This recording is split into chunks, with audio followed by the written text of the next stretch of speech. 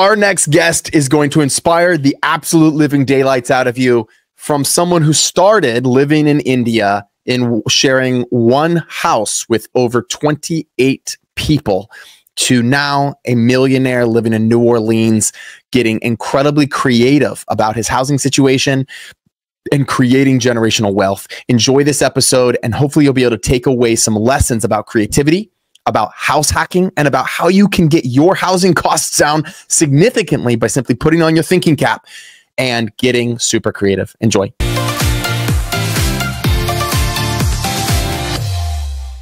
Yeah, man, it's going to be awesome. Just, one thing, I don't know, we can go into the podcast or not. My first house hack was when I was born. We used to live in a house where there were 28 people and 3 bathrooms. That was How many people were there? 28. 28? 2-8? Yeah, and there were 3 bathrooms. Wait, where was That's this how house? we grew up in India. Yeah. Say what? It was in India. This house wasn't in America, right? I didn't. Okay. No, this was India. This is my first, I would say, 7 years of my life. My brother's first 12 of his life. But yeah, that's how we lived. We shared a bathroom with like 20 something people. Oh my gosh. That was the biggest house hack of all time. I didn't realize it. Dude, I didn't realize this. I'm so glad you're telling this. We're just gonna start now. Okay. We're starting. We're talking. So what's interesting about this is people will get on me. They'll be like, Sam, that's crazy. You have 3 people sharing a bathroom. and you had like 20 people sharing a bathroom. So tell us a little bit more. Why did you live in a house like that? Was that just because you weren't raised wealthy? Like what was the circumstances? Yeah. So one of the common cultural things in India is to be in a joint family. So joint is like my dad had 4 brothers and he had 5 sisters. So they all used to live in the same house before the sisters started getting married and moving away. So imagine all their families plus like husband, wife, 2-3 kids. And we all had a room in that big building. So me, my mom, my brother, the 4 of us, my dad had one room. And in the bed, it would be my mom, my dad, and me, because I was a kid. And my brother used to have this fold-up mattress, like an air mattress. That was the first, I would say 6-7 years of my life.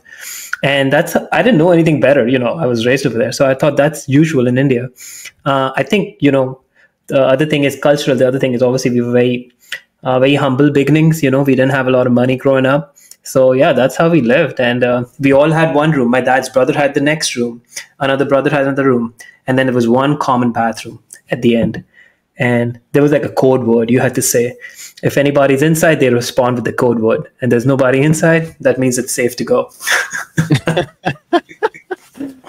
Dang, that's crazy, man. I did not know that about your story when you first started. That's really, really, really insane. I was at a speaking gig the other day. I was talking about co-living, and some guy was really like getting angry at me because he was saying, oh, with this co-living, you can't have more than, I think he was saying 6 people. You can't have more than 6 people sharing a house. So I didn't have nearly the experience you had. That's a very intense experience. I had 10 people. So my family, I'm one of 8 brothers and sisters, 2 parents. So 10 people. And we shared like a 1,900 square foot house. So now when I think about like 8 people, which is what I do now, co-living, 9 people sharing a 3,000 square foot house, I'm like, they're living in luxury, man. This is not bad. This is luxury. Yeah. And, now is very different because you probably provide them with, we can get deeper into that, but you provide them with a good space to live in with a cheaper place than they can afford somewhere else, So I think that's a big difference between what people imagine about co-living, but what actually is happening. People are providing good spaces for people to live in. Yeah. So, man, tell us a little bit. So you started there. You just told us a little story about how your first house hacking, and here you are, millionaire. You're the house hacking guy. You do midterm rentals. Like, tell us a little bit about that journey, because I'm sure your mindset had to shift going from 28 people sharing a couple of bathrooms to where you are today. I think it'd be really cool for listeners to kind of understand what's the journey that you went through and what are some of the lessons you learned along the way that maybe helped pull you out of whatever mindset that was, at least financially. Yeah. Let's see. So I started in India. I was born, raised as as an Indian kid, there's two options. You either become a doctor or you become an engineer. So I was told when I was like, and in India, the difference is you decide whether you want to be a doctor when you were, when I was 18, when I was 16, I had to decide if I want to be a doctor or not. So went to med school when I was 18, did 6 years of med school in India. In India or in India? US? In India, okay. In India. Yeah, so I finished med school pretty fast, and while I was in India doing med school, it was very competitive. When I got into med school, 100,000 people applied to get into med school, and only 1,000 people got in. I was 896, so I was pretty much at the bottom of the bottom. But the competitiveness over there was like crazy. It's not like right now what we do in our community, you do in your community, is like, hey, I'm going to do better so that you do better as well. We all are going to raise up together. It was the opposite. It's like, I'm going to push you down so I get the rank up. It was that kind of competitiveness in med school, getting into med school. So during med school, I was like, I can't do this. That was not happening. So yeah, that's when I started giving the steps to come to the US. There's like 3 steps, USMLE steps. So 24 when I was, it was 2012 when I moved to the US. My crazy journey in US started at the airport, man. I landed at JFK. I had an address in my hand. Nobody in my family had ever been to US. Forget about living over here. So my family found a far-off relative who used to live in New York. So I landed in New York with the address. There was no Uber or Lyft or stuff like that. Then went to the yellow cab line outside JFK, showed the address to like 10 cabs next to each, like one after the other, and I asked them, can you take me to this place? And they said, this address does not exist. And I'm like, I didn't know what Long Island, Queens, Brooklyn, I didn't know any of those boroughs or any of the things that time. So I went back in the airport. It was a 15-hour flight from India to get to JFK. Tired, middle of the day, I had $1,000 in my pocket. My phone died. The moment you turn on an international phone, I didn't know that. The moment you turn it on, your data get used in like 5 seconds, it dies. So I had nobody to call. So I was sitting over there and I was like, I should just fly back. The $1,000 I had, the option was to go back, get the next flight, fly back to India. So it was very interesting starting out. But I had a lady in the flight had written me a letter. I was very nervous when I was coming over here. It was my first time leaving India for good. And so she wrote a good letter, which was very motivating. And I just took a leap. I got up after 1 hour debating inside the airport, I got up, went out again. Luckily, one of the cab guys was like, okay, I'm going to take you. After driving through all 5 boroughs, he took me to Long Island. He was just doing the tourist trap kind of thing. He drove me racking around, up the time. tracking up the time, So ended up in New York. It was very interesting the first few years. And then I did my residency in New York for 3 years. Then I went to Michigan. I did my fellowship for 3 years. But I just want to tell you, during those 6 years of training, 7 years of training, I didn't know anything about real estate investing. I didn't know anything about finances. I didn't know anything about 401k. Whatever people talk about, whatever we know right now, I had zero clue about it. That's like the thing about medical professionals. We learn zero of these things during our training. There's nobody who comes and teaches you. Nobody tells you. So I had zero idea when I came to New Orleans, where I am now. In 2019, I moved to New Orleans. And I was doing what any other medical professional does. They finish training, you go buy a big house. I was about to do that. I was looking at new houses, big single family. New Orleans is beautiful, right? Tall ceilings, big windows, architectural glory. So I was about to do that. Luckily for me, or whatever, COVID happened. Right as I was looking at houses in March 2020, COVID happened. So I graduated. I started in August. March 2020, COVID happened. Everything was shut down. You can't go see a house at that point. So I was like, sure, I'm going to stay at the rental that I have right now.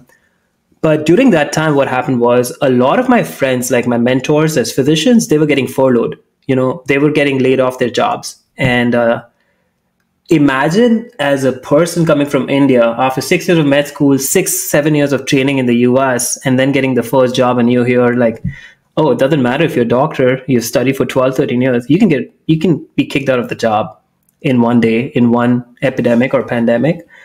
So that's when I started getting into educating myself about some kind of financial investment stuff. So then I started about business, real estate, all these wide area of stuff. But for me, the biggest expense I realized was housing. I was paying $22.85 for rent at that point. And I was like, I don't want to pay that much money, because if something happens to my job, at least I have shelter. One thing we pay a lot of money is shelter. So I didn't know anything about house hacking. I didn't know a word about house hacking. And that's when I started to read about it, read a couple of books, learned from podcasts. And I think the biggest thing was just taking an action. I had zero clue about managing tenants, leases. I just bought my first house hack in that year of 2020. And since then, I've been just buying real estate since then. I'm still house hacking. I just moved and elevated to a different kind of house hack. First when I house hack and get in details about it, but I was living in a unit, renting out the other units. And now I live in a unit, rent out the other units, but it's like triple the size. My unit is extremely big and very luxurious as compared to the other units. So yeah, that's where I am. I think it's really interesting, man. First of all, that's a great story. It's so interesting to hear about people's journey. Was the address real or was the address not real? I got to rewind to that because that was my brain. There was a few mistakes. So the road was not a road, was a lane. And there was a couple of spelling mistakes over there. It was in Long Island. And in Long Island, you have to write the city that you stay in. It was Mineola, Long Island, and that was missing. It just said XXX New York, and that doesn't, it's a huge state. It's a huge city. So it was a mistake, but yeah, it was a very interesting first few hours. I mean, after that, within the first few days of, I was supposed to stay there for a month. 2 days into that house, the owner said that, you got to go find a house, get out of here. And the first few, I would say, but starting out, you're like in any journey, whether it's medical, co-living, real estate, investing, your eyes are like, oh, all fancy, it's going to be great. So I was in that phase. Now looking back, I'm like, whoa, these are the things that actually happened, which was very, very challenging. But I didn't think about it at that point. Yeah, I think it's really interesting that you came at this perfect time when COVID was happening and you realized my job is not that safe. And I've been in business, I've run operating businesses, long enough to know that there's so much stuff that happens behind the scenes of a business. One law could come out and then everything could change for that business.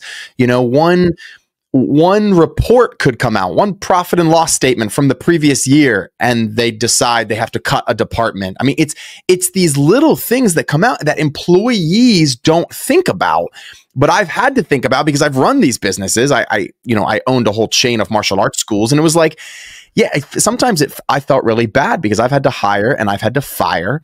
And sometimes those were numbers-based decisions. Sometimes I just decided to shut down a location for economic reasons. And it's like, man, the employees had nothing to do in that. They didn't even have any say in it. But I had to do it, and I was the leader, and I had to make those tough calls. And so that happens in bigger businesses times 100. I was doing it times 3 or 4 or 5 employees. Bigger businesses are doing this times hundreds of employees. And so for anybody listening to just recognize, man, I think it's so important that people recognize that a W-2 job or just a job, it's not as safe as they think it is.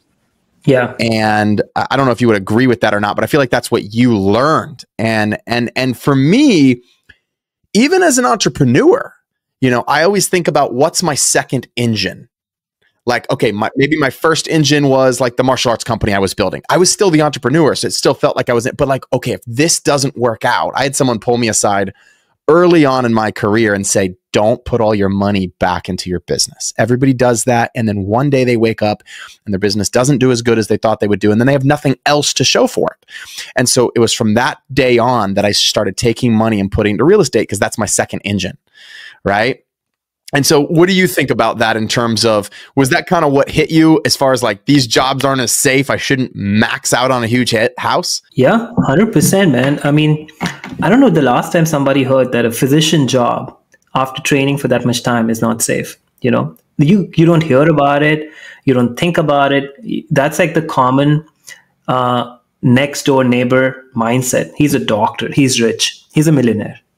That's a common notion that people think about. But it was a big eye opener when I saw my mentor that I had in Michigan calling me and crying over the phone because they couldn't pay the house mortgage anymore because they were laid off.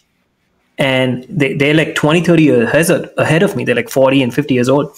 And it was very very challenging to see that I cannot rely on one sole income at all time. The second thing I saw during that time is people who were planning to retire couldn't retire or had to retire on half of the retirement savings. One of the common thing about medical professionals is herd mentality. We get into a job, 401k, 403b, that's maxing out of that is one of the big things that everybody does. Tax shelter, or they don't know how to invest. They're fearful of real estate, whatever the reason. There are 20 reasons I could probably give you. But that's when COVID hit in 2020, one time the stock markets crashed. And anybody who was planning to retire and they had suppose $2 million in retirement, that become $1 million or $500,000. And that was another one. I was working with this colleague and he was like 65 and he's like, I got to quit my house. I would leave my house and camper van around the country because either I retire in a camper, and that's a doctor who's been working for 30, 40 years. He was the head of the department at one point.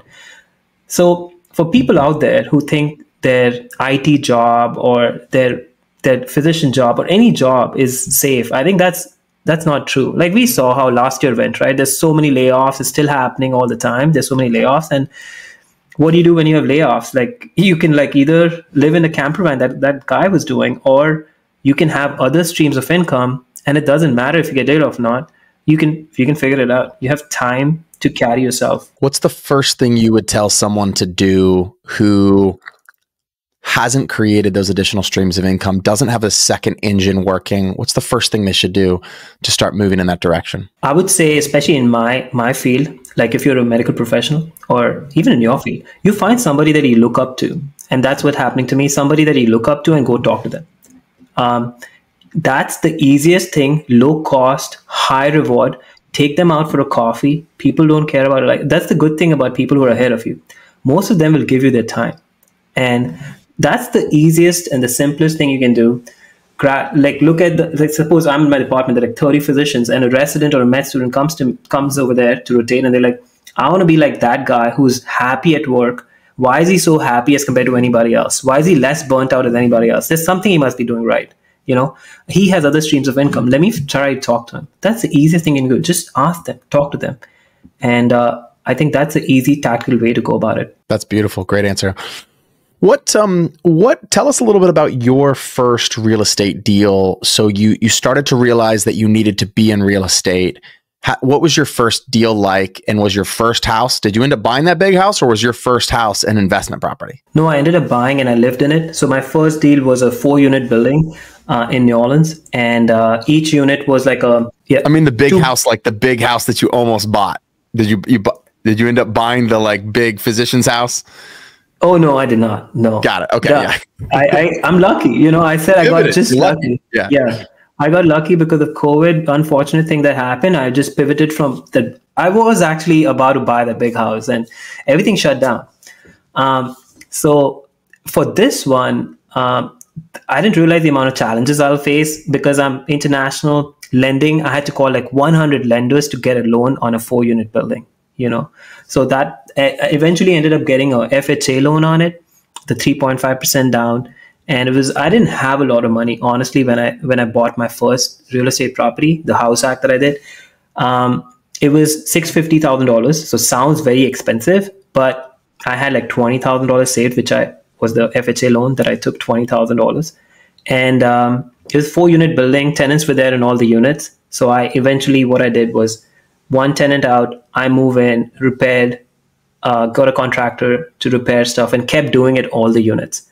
And eventually, I was saying that I paid $22.85 or $22.95 for rent. After everything was done, after all expenses, I was getting $1,000 to stay over there with the 3-unit income. So that in itself is like a $3,000 spread a month, which is $36,000, kind of snowballs very fast. And so you bought this property with 3% down because the FHA was 3 or 3.5% down? 3.5% down. That was the first one because I didn't know about creative financing. I didn't know about physician's loan. I didn't know a lot of things. As I said, I've never been taught that. COVID. Yeah. What's a physician's loan? Yeah, that's this property that I bought. So a lot of banks actually, if you go, and it called for physicians, nowadays for nurses, firefighters, for the first responders, basically EMTs.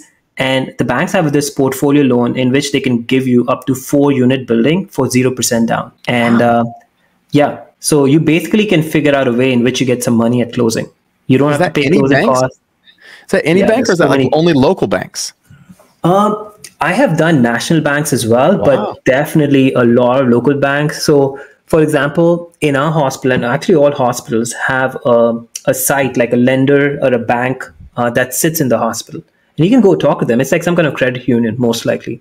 And you can actually talk to them, and they will do the best you can, because they know you work over here. That's how you're here. So they already know you're employed. And that was a game changer, to be honest, to get a 0% down and then cash flow from day one. Those are game changers. So when I tell people and they're like, I don't have any money, but there's so many resources, you probably know as well, there's so many great resources to get a property for 0% or even like no money down. Yeah. Wow. That's awesome. Well, I think it's interesting because, I actually have been in real estate for a long time. I did not know there was a 0% down option for physicians. Like these are some of the niches that you only learn by like listening to podcasts and being in places like this. You start to realize like, wow, there's other options available for me. And so, there are like two big things about it, sorry to cut you off. One is like the reason why they have this for physicians is most physicians come out of med school and residency and fellowship, like after training, with an average of $300,000 of loan. So if the bank try to calculate the DTI, it's going to be impossible to give them a home loan. So they don't take that student loan into account for the DTI, which is a massive thing. You can go buy doesn't mean that you should go, that's what happens. You go buy $1 million property and then you go through the rabbit hole of trying to pay that every month and with your student debt. So that's why it becomes a liability. But that's one thing that happens. They don't take into account your student loan debt, 0% down. And also, whenever you have a low down payment, you have a PMI. With this physician's loan, you do not have a PMI. So that saves another 0.9 to 1.2% between that. So that's another good advantage of that. And the interest rates are generally on the lower side as compared to just a conventional loan that you're going to take. I want to circle back around. I want to ask you one more question. Why do you think, and then I want to go into kind of what you did from there. And I want to talk any other details about your first deal and then what you decided to do from there. That's not the deal. That's not the deal you live in now though, right? Or is that the deal? I moved into another one. Okay, you moved into this one. So I want to talk about this one that you're in now. And I think what's really interesting is that I do a lot of these homes where there's room rentals, right? Where you live in, and I did this, when I first got my portfolio going, I live in one room and I rent out all the rest of the rooms. But you've done that with multifamily buildings though, basically, right? Because the first building was a 4-unit. So you didn't have to live with anybody. You still had your own space, and you were able to rent out these other places and still make money every month, which is really, really powerful. But I want to ask you, why do you think that so many physicians, and why do you think the medical profession is so bought in on the income versus wealth, mentality, right? I feel like the medical profession is all about, hey, how much income can I produce, without understanding how wealth is built. And I'm curious what you think about the difference between income and wealth and how you think about that. Yeah, great question. So I think one, like they don't get any education on it. We go through 12 years of med school and there's so much delayed gratification in it. You are working 12 hours, 24 hours, 48-hour shifts. You're making very little money. And you are getting no education on it. You come out all of a sudden, an average doctor makes around $227,000 a year. So that's like a very good salary. And for any profession, you go to a surgical field and it's like, it can go up to $1 million. So an average doctor makes decent money. So all of a sudden, somebody who is making $2,000 a month and you throw at them $22,000 a month. And then what do you do with that? Like you have no education. You just follow what everybody else is doing. That's the herd mentality. You just follow what your seniors have done, what your colleagues are doing. Lack of education and herd mentality are like the two big things I think people get into. They invest into 401k, they invest to 403b, they do a little bit of tax savings. That's one of the big bucket, I would say. The other thing about medical professionals are, it took them so much time to make that wealth, or make that income, monthly income that they're getting, that they have become very risk averse. They think, when I got into real estate, I had so many people tell me that you're going to be bankrupt. You are doing something wrong, and it is not something that we are doing as medical professionals. So you should not be doing that. You're going to be bankrupt soon. And even now, like 5 years into investing, I tell people, okay, this is what I've been doing. You want to, if you want, I can teach you, I can show you how it's done. And they're like, no, there's always another reason. So medical professionals are very risk averse. They don't want to take risk. They just are like, okay, I'm going to work till 65, even though I understand that I will be stuck to this job, and I'll make the money that I will, and then I'll move on from there. I'll use my retirement fund. I think the tide is changing now. People are understanding a little more about generational wealth than just relying on one stroke of income. After COVID hit, the entire scenario in the country for medical professionals changed a little bit. There's more and more burnout. There's more people watching YouTube and TikTok and Instagram and learning that there's so many doctors and nurses doing other things and creating like other streams of income. So I think it's changing a lot more now. That's what got me into educating them about it as well.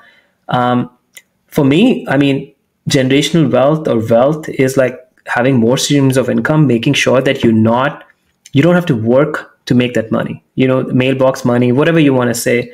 And there's so many ways to make that. I mean, me and you, we do real estate, you do businesses. There's so many other things, coaching, masterminds. There's so many other ways to make money, but you have to get into something which is creating you wealth and exponentially growing rather than just like making one income and exchanging time for money. Well said. Well said. So tell us a little bit about, you went from that property, and then tell us a little bit about your second kind of hack, your house hack. Yeah, my second hack was in 2023. In between, I bought like multiple properties. So what the first house hack allowed me to do is that save that 36,000 with my income coming in. I was not living like I was spending a lot of money on food, car, housing. I was not doing those things like a lot of doctors do. So I saved a lot of money. So I bought an STR, I bought multiple other properties. And then I bought this house hack last year. This is a 3-unit building, and I live in the upstairs big unit, and the downstairs there are 2 units. So one is a long-term tenant, the other one is a mid-term tenant.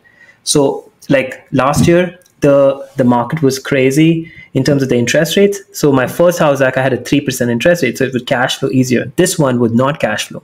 So my goal overall was to live for free, not to get into that lifestyle creep now that I have more wealth, more income coming in from other properties.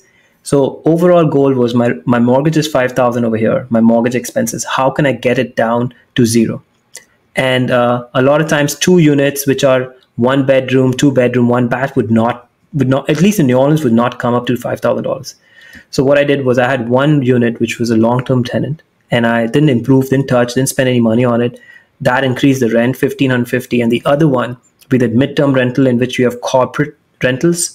You have corporate guys coming in and staying there for months, and they pay double of that. So they pay around $2,800.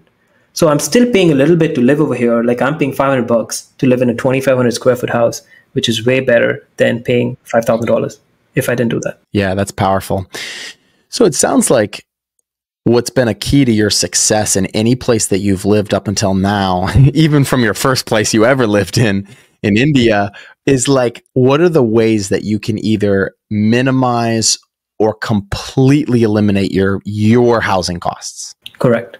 And if you can do that, that is what most people spend 30, 40, 50, 60% of their income on. You're already, and then don't go spend that, save that to put into cash flowing assets. Yeah, 100%. I think that's what I've done, to be honest. And then there's like, we all have read Robert Kiyosaki books and stuff like that. And like the whole thing is about using your income that you're getting to buy assets and then using that assets to pay for liabilities.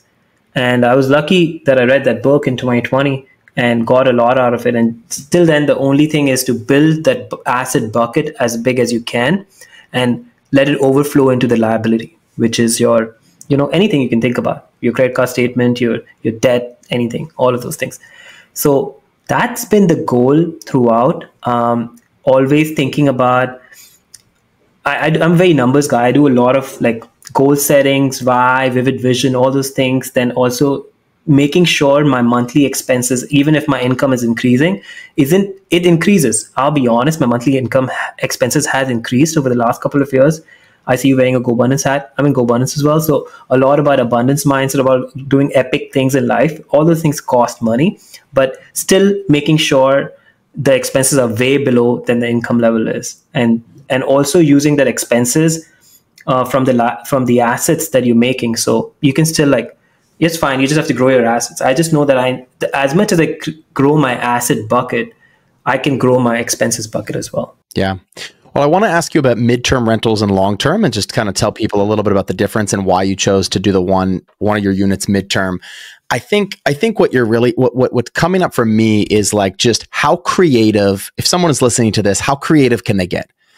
Like, and you can be creative about anything, and that's the cool piece of life. Like, if you really start to think about certain things, like I have friends that, you know, they fly first class everywhere and they do it on credit card points, you know, and they're, because they're creative, because they're using some hacks, right? And I think some people don't want to put the time and the energy into that, and some people it's just worth paying the ticket, and that's fine. But I think just understanding that I can get anything for free if I put enough time and energy into thinking about how I can get it for free.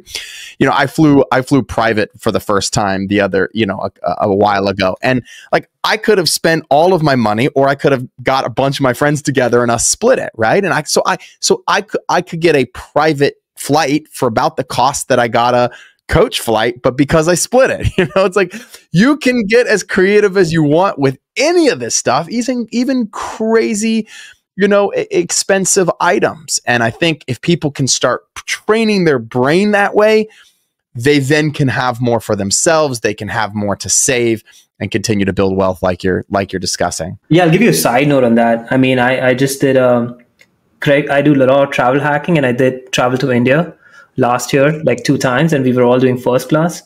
And this is a complete side note. The first class flights to India cost $9,000 one way if you travel first class, and nobody flies that. It's a 4 seats in that flight. Nobody flies that. We paid $550 to fly that. So you can go extremely creative and use a lot of credit card points. And this is all because of real estate. You know, I bought real estate. There's so much credit card points, and then you multiply and figure out how to do that. So now I don't want to travel to India without first class. It's like just so easy. It's fun. That's awesome. Regarding creativity, so the reason I shifted to midterm rentals was, when you're house hacking or co-living, you know, you can have people staying there as a short-term rental, like Airbnb, VRBO stuff. Like they can come for 2-3 days. Your income is going to be high with that. You can charge a lot more, but there's more turnover. There's more management, and also the city kind of harps you down if you do that. So that's what happened with me. So I was house hacking, and I wanted to do short-term rentals on my buildings on the units next door. However, New Orleans as a city was like, no, you can't do short-term rental. You cannot do short-term rental. The other extreme is the long-term rental, where you can have a year lease, but it won't pay you as much as the short-term rental does. It's less management, less hassle, but it doesn't pay you. So for me, the goal was, how can I minimize my housing cost to zero or make some money out of that?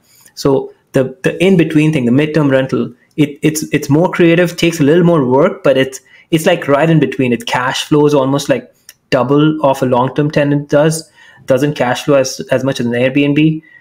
So right now we have like 8 or 9 units in midterm rentals, and we have converted a lot of long-term rentals into midterm rentals, and it's really cool. It's easy. The tenants are great, and it cash flow. It just, like you said, there's a way to become creative in anything you're doing. Like there's people, like we were talking about having no money and what to do if you have no money and you want to invest in it. You can get creative. We always have a creative financing, the sub to the seller. There's so many other things you can do. Same thing, like co-living. You know, you can live in a room, and the eight other people or 7, or it's whatever you can do. And there's so many ways to do it. That's how you can do co-living in expensive cities. A lot of people that I talk to are like, I cannot do house hacking in New York City because it's so expensive, or in California because it's so expensive. But there are ways to do it. Co-living doesn't have a problem with city. Same thing goes for house hacking. You don't have a problem with the city. So I think people just need to get creative. I think there's so many resources out there you can learn from, like your podcast. There's so many YouTube channels out there. So I just encourage people to get creative. And I think if you put the reps, you work hard, You learn from people, you get mentors, and that's how you do it. Yeah, man. So well said. One of the things I want to ask you about that I think is one of your superpowers is just how you have always kept like a strong vision in front of you. You've always you've set goals, you've moved in that direction. Tell us, what's your process for setting goals, and what's the simplest, what's your process for setting goals and achieving them? Oh, great. I love it. So I do the 5-year goal setting thing, in which I set a 5-year vivid vision for myself. There's a great book called Vivid Vision out there. I would recommend people to read that. And I divide my goals into a few buckets. So I have it under finance, I have it family, I have it personal, I have it travel because it matters to me a lot. Fitness, again, it matters to me a lot to be fit. So based on that 5 years, I write down what I want to be. If I was 5 years, suppose it's 2024 right now and 2029, I would recommend people to start and write like, it's 2029. I am writing this from my beach house. I enjoy this beach house a lot, and I have another beach house in Costa Rica. My wife or my husband is cooking in the kitchen, and we have 2 kids. Write that great vivid vision, elaborate on it, use AI if you don't know how to write it. Use ChatGPT to help write your vivid vision. And then after you write the 5 of them, then go down to like, okay, so I want these many properties. I want this much cash flow. Suppose I'll just give an example of cash flow. So suppose you want to have $20,000 a month cash flow in 5 years. You want to have that, not work for it. That's your net cash flow you want. So now come down to 1 year. What you can do in 1 year is like people overestimate what they can do in 1 year, but they underestimate what they can get in 5 to 10 years. That's like a common thing I've seen in people. So then you come down to 1 year and like, okay, I have 0 cash flow right now. I want to have 20,000 in 5 years. Let me see, how can I get like 2,000 cash flow this year? So that's your 1 year goal. And then you kind of divide, okay, I can get 20,000 cash flow this year if I buy 2 real estate properties. Okay. Then you define, okay, for this quarter, what I need to do. For this quarter, I might have to put 30 offers on, like, so in 3 months, I have to put 30 offers to get 1 real estate property. Okay, so that's another monthly goal. And then you come down to this week. So this week, I need to talk to 7 wholesalers every day. And then that's your daily goal. And that's how you make your, like, start with your 5-year vision goal.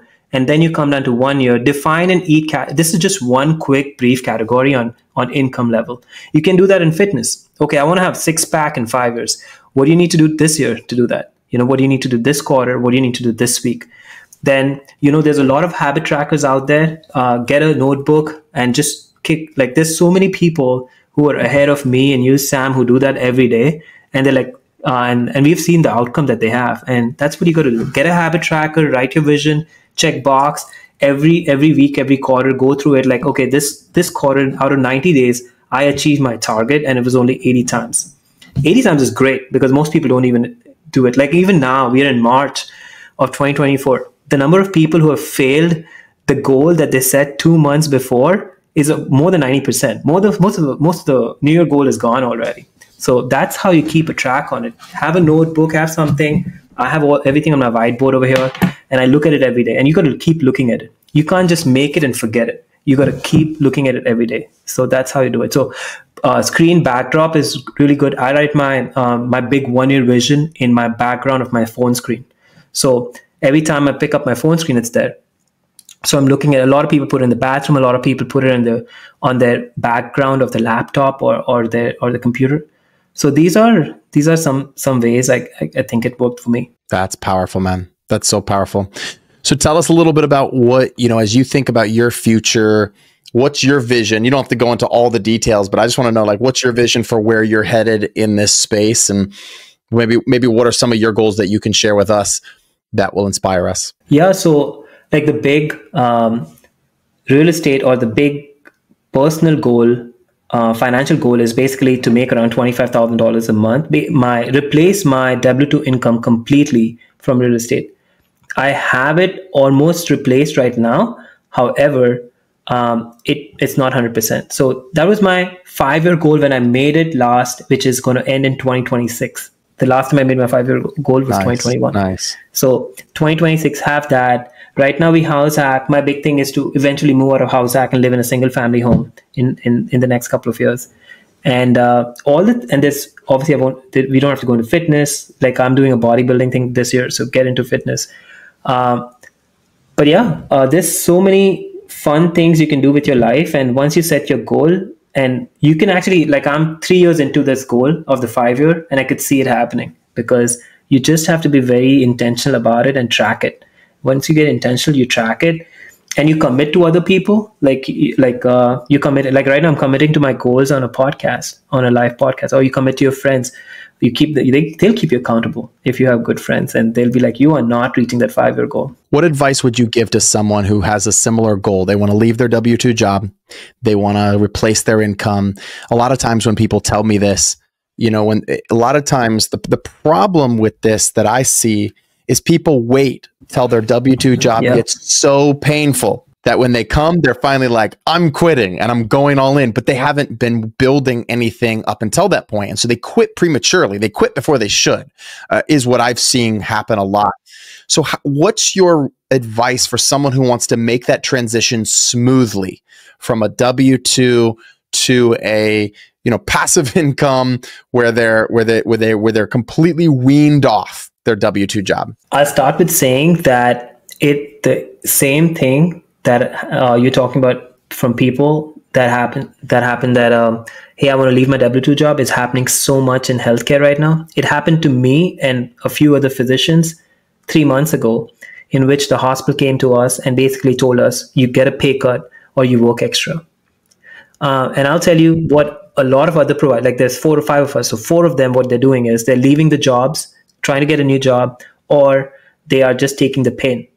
And for me, I don't want to leave New Orleans, but I have this passive stream for other streams of income going on.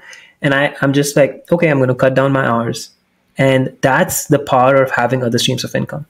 So if somebody wants to get into other streams of income, I think there's so many ways you can go about it. But the tactical things I can think about is find out your superpower if you can. So for me, I know I'm introvert, I'm very analytical, and I can do that. I can sit in front of the computer for like 8 hours and I can network with people. That's my superpower. So what I can do with my superpower, I will do that. So for example, based on that, I know I can analyze like 20 deals a day. I can get that done. And based on that, I can make a real estate investment if that's the case. There are people out there, and I see them at work, who are great at branding. They are great at personal branding. They will post every day on social media. They'll take photos, they'll record, and I'm really bad at that. I need help for people to do that. So that's defining their superpowers. So if they're really good at that, they should do something in that category. Don't see what Sam is doing or what Ayush is doing or what somebody else is doing and try to beat them. Don't think about the shiny object syndrome, which we all get into at some point, and define your superpower and keep into that category. Now form a community around it. Go learn, like instead of just cut down on one thing in life, like whatever it is. Suppose you have a trip this year that you want to take, and that's going to cost you $2,000. Take that $2,000 and suppose personal branding is what you're trying to do. Go invest in a course which is reliable, a community that's reliable, and invest that $2,000 in that thing. Now you're not spending extra. You're just saving from one categories, putting into the other category that you are passionate about. So somebody who's passionate about personal branding and puts into a course will get 10x of the return as I will get, because they're using their superpower to it. And then once you get that, then do the reps. The reps that we spoke about, like 5-year vision, 1-year vision, your quarterly goals. Define that and do the reps daily, and just check off boxes. Before you know it, you will create, suppose personal branding, you'll create a massive personal branding empire. And most people just like forget to take that few steps. And we all have a niche, we all have a superpower. You just have to find that. Yeah, that's powerful, man. That's really powerful. When would you give someone advice to actually pull the trigger on their W-2? Do you think they need all of their income coming in from their passive income before they pull it? What if they're at like 80% or 70%? Is there a number in your mind or no? I know for you, you're waiting till it's 100%, right? Yeah. I mean, for me, 100% is also because of a green card situation or visa situation. I cannot leave my job till the time I have a green card. But I have, I think from what I've heard from people who have quit the W-2 is once you, suppose you're at 50, 60% and you go all in by quitting your W-2 into that 50, 60%, you have a goal defined, that can like double, triple very fast because you have that much time that you're putting into that 50, 60%. For me, if I had to give somebody, like just me being risk averse and I had to talk to people who are in my category, I would say if you can cover your basic stuff like your housing, your food, your education, and I think your transportation, if you can cover these basic stuff, suppose your overall expense for the month maybe $5,000, but that includes a lot of other fun activities that you're trying to do. But your passive income is covering like these four categories. I think it's not a bad idea to go pull the trigger on it because you will have time to make more money. And also, worst case scenario, if you quit your W-2, you can always take it back. You know, that's what I tell people. Like the physician job or the nurse job or like you owning the gym, you can always go back and own it. You know, you've already known it. You already know how to do it. So you can always go back and do it. But man, the time that you have right now, the energy that we have right now, like as a 35-year-old, the energy that I have right now will not be as a 65-year-old. Most of us live, most of the physicians, they live till they're 65. They're like living, after 65, I'm going to go retire, I'm going to climb Mount Everest. You can't do that when you're 65. Or most people cannot do that when you're 65. You can probably do that you can do that when you're 35. There's more chance of that. So I believe in pulling the trigger a little earlier, but you can also do half, like, you know, you don't have to do all the way down. Like I'm cutting down to 80%. You can go slowly to 100 to 80 to 60 to 50 to 40 and then pull the trigger completely. But that time that you're getting extra, pour that time into whatever you're trying to build. Man, that's beautiful. That's beautiful. Well said. When did you pull the trigger, Sam, in your like all the things that you've done? For me, it was really about, I've always been an entrepreneur, so I never really had a real job. So it was always a mindset of like, you eat what you kill, right? And I say that figuratively speaking, of course, but you know, for me, I ran martial arts schools when I was very young, all the way up until now, and just recently exited the martial arts business, and now I'm all in on real estate. And I think, you know, I have a mindset of I'm fine having active income that I have to work for and go to work for. As long as I know I'm building my second engine, which is the real estate stuff.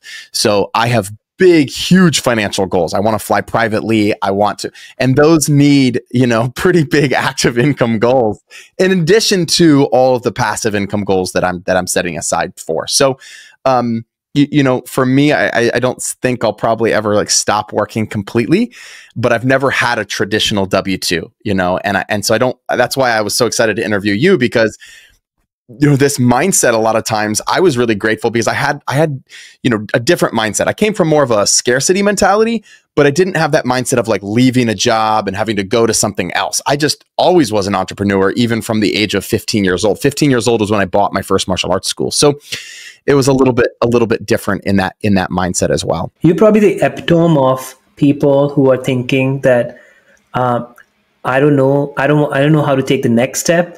I'm very scared of taking the next step. And you're like, you're 15. I'm going to go buy a martial arts gym right there. Yeah. That's amazing. You've said this in this episode, man. You've said this too. You've basically said like, you know, you at some point you have to take a leap of faith, right? I think at one point you said just take action, right? Was one of your pieces of advice. And I think the thing that holds people back from taking the action is just fear, just scared of like, well, what if this happens? What if this happens? And so maybe as we kind of wrap up here, man, I'd love to ask you just like, well, what was one of the scariest pieces of this journey for you? And maybe a secondary question to that, what was one of your biggest failures, or what was one of your biggest mistakes on this journey? And how did you recover from that? Oh, okay. So the first one is, what is the scariest piece of the journey?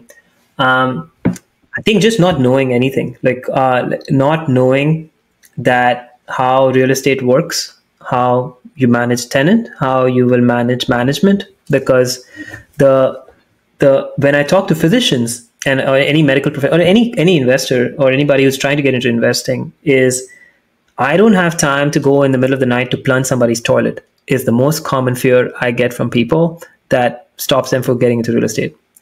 I do not know how to manage tenants. I do not know how to make the leases. And I was in the similar category. That was the scary part, just listening to people about it. The first day or the first week I bought my apartment, I think that goes along with your second question. The first week, there were three big things happen. One, there was a roach infestation along with a rodent infestation in the property. I didn't know. The inspector then fined. The bathroom of a tenant collapsed. The ceiling of the bathroom collapsed. Oh my gosh. And the third one was the third tenant set a trap for my contractor as he was coming to inspect. So the contract opened and there was this glass table that he kept against the door, and it just flipped and it just like shattered all over the place.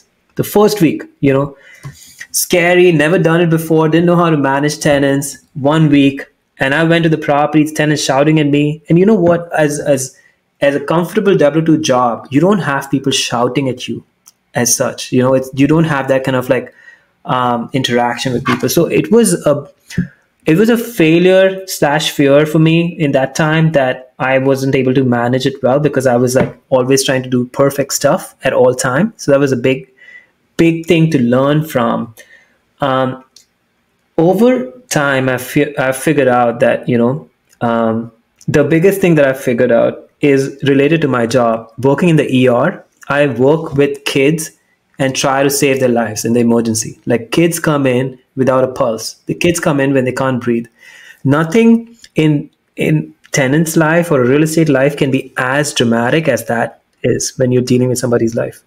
So I think that just relating to that has helped me think about, okay, an appliance is broken. We can fix it. It doesn't need to be fixed right now. It can be fixed when the guy is going to come fix it. It's going to be fixed. So I think the biggest thing is to think about there's a bigger thing in life than to manage a tenant or to worry about what's going to happen.